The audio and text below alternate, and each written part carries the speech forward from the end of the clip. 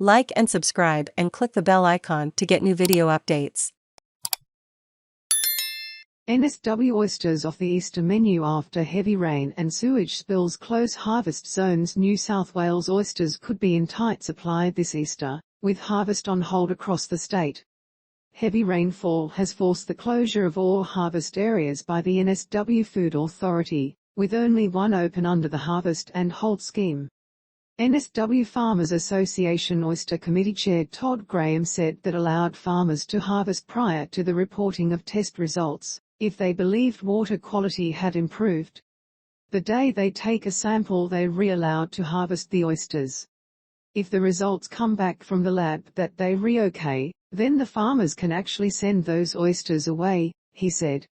Nearly one-third of the 90 harvest areas were closed due to sewage discharge, which may result in contamination. That often happens when you have these heavy rainfall events, Mr. Graham said.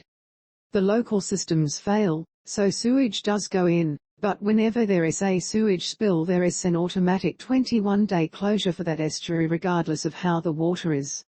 Read more. Prior to reopening those harvest areas, both meat and water samples need to return a negative result for E. coli. Mr. Graham said it was too hard to tell when the state's estuaries would reopen for harvest due to the continuous rainfall. I am on the Macleay River and every night we're getting anywhere between 10 to 25 millimeters of rain, he said.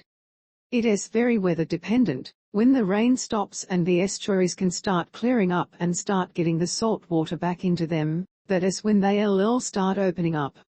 What you'll find is some estuaries with smaller catchments can open quicker because they don't have as much runoff.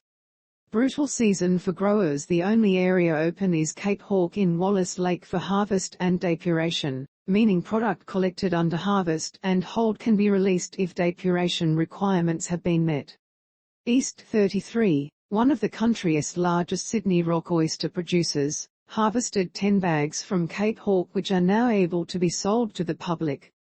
We've been lucky enough that we have a depuration tank so they go in there for a drink for 36 hours before then they can come to the venue, East 33's culinary director Glenn Thompson said.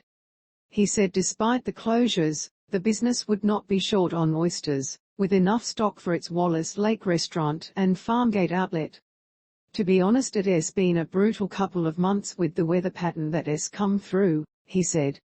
It is not the bountiful amounts it has been in the past, but there are oysters out there.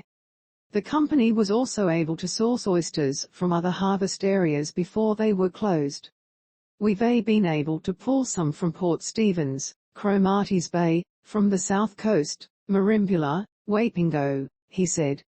The oysters are then kept in cool rooms at around 12 degrees. Double blow for Hastings growers. All areas in the Hastings River are closed due to a sewage spill, with the 21-day mandatory period due to end on Good Friday.